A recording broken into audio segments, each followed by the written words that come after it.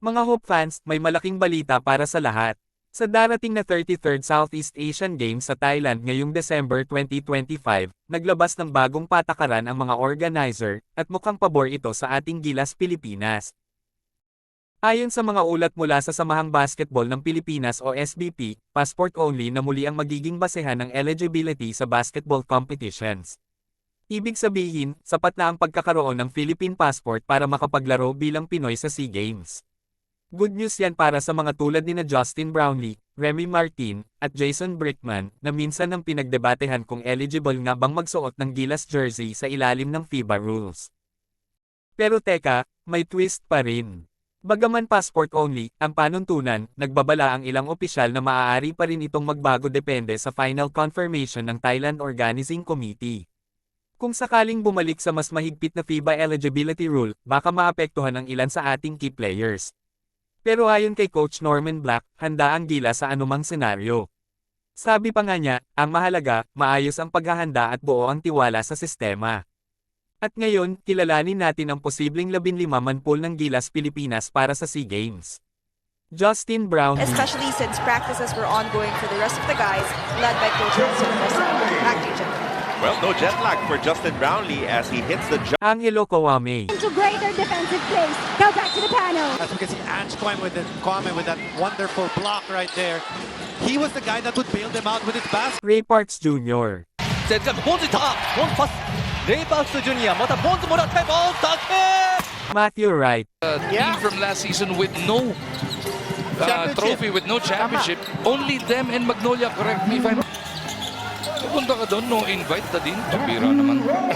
Remy Martin, Bryson Etienne, who had a terrific first four game, and turns it over. Martin again, all the way. Martin will throw it down.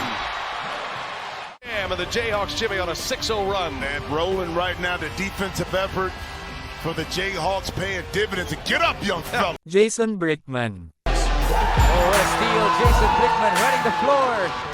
This is what they have been needing. Khalif Wyatt bombs away!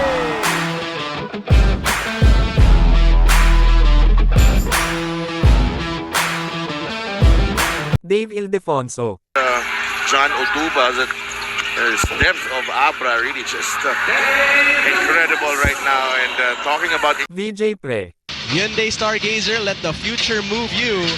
BJ Pre from the corner, knocks it down. Ferdy Ravena, このスリーポイントが中に駆け込んでいってダンクターンオーバー、さあラベナが行きます。ファウルをもらって Mike Phillips, 3 as we near the 6-minute mark of the opening period. And a twinner for Mike Phillips, his first 2 points. Kimani Ladi, Laddie, mid-ranger, all net.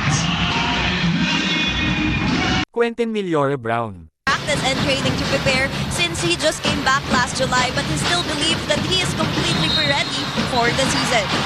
Watch this game on any device in the Philippines or abroad on the Filipinas Live app.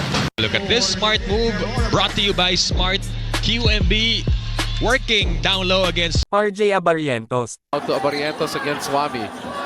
Head fake, putting on the moves, crossover, 4-point shot. Oh! The brilliant answer!